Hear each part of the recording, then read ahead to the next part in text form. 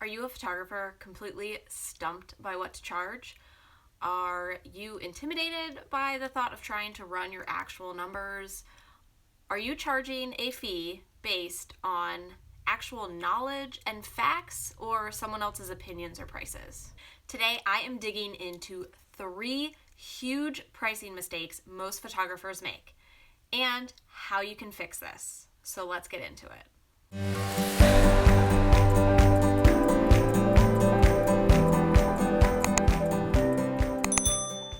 I'm Lauren Grayson, and I help photographers build a profitable business that they love. I don't believe that you have to sacrifice art for money. I think you can have both, and that is what I teach at my workshops and in my online courses. So, as I said, we are going to get into 3 huge pricing mistakes I see photographers making all the time that is completely killing their business. I mean, Dexter level murdering their business if you watch Dexter. Now, if you happen to fall into any of the 3 things that I'm going to talk about, don't worry, because I am going to give you some help on how you can fix this at the end. Also, I've written a full blog post including all of these things, so you don't need to take notes, just listen up, and I'll also link up to that blog post in the description section. All right, photography pricing mistake number 1. Asking others what you should charge for your work based on your portfolio. I cannot tell you how many times I see people post in Facebook groups and online asking fellow group members, aka photographers, what they would pay for their work based on the images that they share. First of all, you're asking a group of photographers, aka biased people who do the same work you do, and other photographers are not your current clients or your potential target market. So by simply asking other photographers, you're not only getting a biased opinion, but you are also not asking about your pricing from the right people. This also goes for mom, grandma, and your best friend.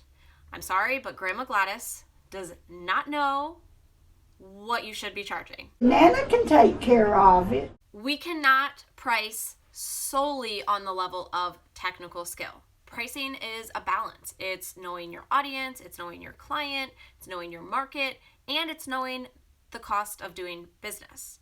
So there is an art to pricing. Kind of like we do art, there's also an art to pricing. And just randomly asking strangers or Grammy Gladys is not the art.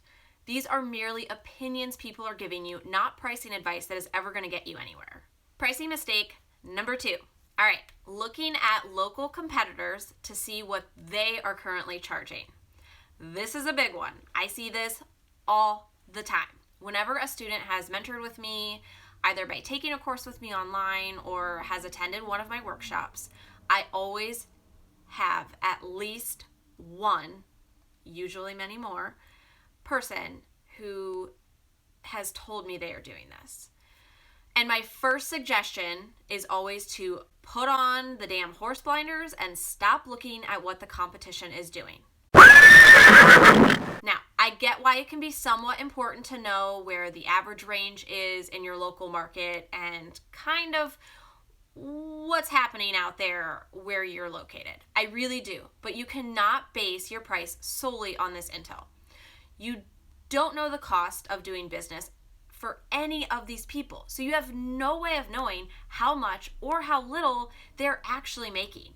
Some of them may have a studio, for example, so they have a larger overhead, while others don't have that added expense. That is a factor when it comes to price. Some may not rely on the income and others do. Some may be high volume photographers and others might be more boutique and selective where they charge more but they don't take as many clients. And again, some of these people may have not based their pricing off of any actual data either. Maybe they're just copying other people as well. You don't know. My point is, you need to worry more about running your own business and your own numbers and figuring out your expenses and what you want to make rather than concern yourself with what others are charging out there. Don't be that person who tries to undercut the market, and do not be the person who just copies what everybody else is doing because it sounds good or it looks good. All right, before we get to pricing mistake number 3, if this is resonating with you at all, or any of these are making sense or happen to be something that you're guilty of doing right now, then hit the like button for me so I know, and then leave me a comment telling me which number you're guilty of. No shame, I'm not judging, because I've done all these myself, but I didn't know any better. And maybe you didn't either until you watch this video, but now I do, and I'm better for it. And after this, you're gonna know better too, and I'm going to help you figure out how you can price properly for profit. All right, photography pricing mistake number 3. Charging based on what you think people would or are willing to pay. So I find this one to be kind of funny, and what I mean by this is I'm gonna give you kind of an example.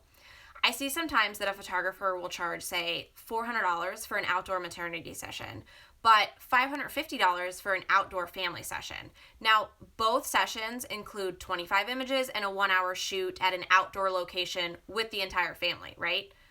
The only difference, one happens to have a pregnant mother and one doesn't.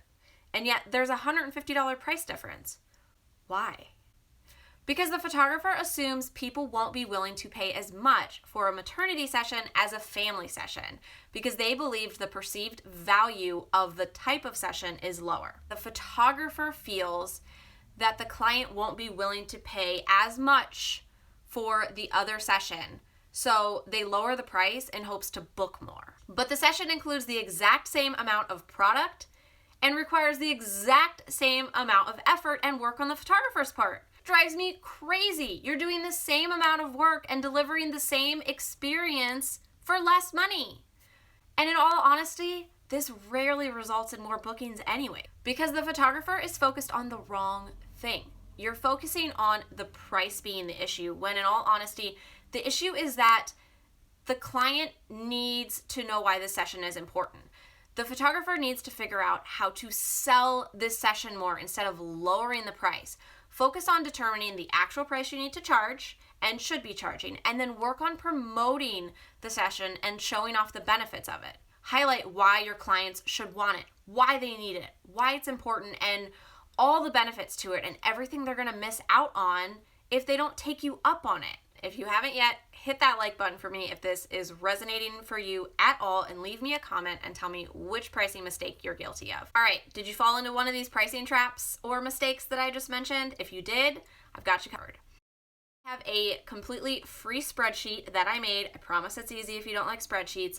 It's a pricing calculator, and I also have a video tutorial. Basically, what you're gonna be able to do is figure out what you need to price for profit, how many sessions you need to make a month in order to make what you need to make, or what you need to make to cover your expenses. And you can also figure out how much do you need to be charging per session in order to make a profit and have a sustainable business. So this is a really great free download. I'll link it up for you below, like I said. All right, guys, I hope this has been helpful today, and I will see you next time.